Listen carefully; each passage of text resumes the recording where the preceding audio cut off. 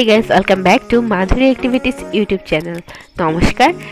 আজ আমি আপনাদের সাথে শেয়ার করব কিভাবে আপনারা পুঁতি দিয়ে খুব সহজে স্ট্রবেরি ফল বানাতে পারবেন। আপনারা যদি পুঁতির স্ট্রবেরি ফলটা বানানো শিখে যেতে পারেন তাহলে পুঁতির আপেল ফলটা বানানোও কিন্তু একই রকম, একদম সেম টু সেম এবং খুবই ইজি।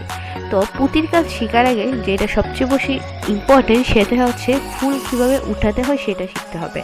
যদি পুঁতির কাজে আমরা ফুল উঠানোটা একবার শিখে যেতে পারি তাহলে যত ধরনের কঠিনই আপনাকে পুঁতির কাজ দেওয়া হোক না কেন আপনাকে বলে দিলেই আপনি অটোমেটিক পুঁতির কাজটা করতে পারবেন। তো আপনারা ভিডিওটি ভালোভাবে দেখতে থাকুন। আমি চেষ্টা করেছি ফুটিয়ে তোলার যে কিভাবে আমি প্রত্যেকটা কাজ করেছি, কত ফুল উঠানো হয়েছে।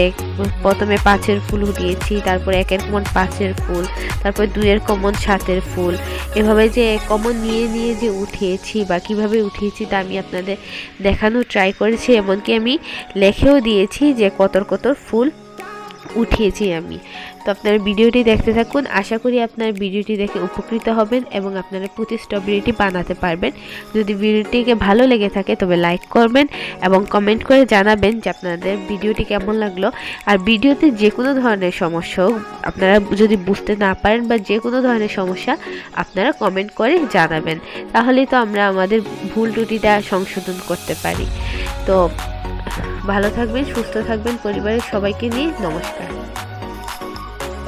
আবার বলতে চলে আসলাম, আসলে ভুলে গেছি এই কথাটা বলার জন্য যে আমি এখানে কিন্তু স্ট্রবেরি ফল বানানোর জন্য যে আপেল যে পুঁতিটা সেই পুঁতিটা ব্যবহার করেছি, ছোট সাইজটা।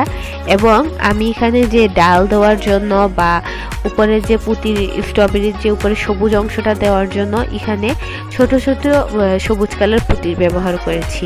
এখানে আপেল কালারের যে সবুজ পুঁতিটা ওইটাও ব্যবহার করা যায়, কিন্তু আমার কাছে যেহেতু সবুজ এই ছোট পুঁতিটা অনেক বেশি ছিল তার কারণে আমি পুঁতিটাই ইউজ করে ফেলেছি।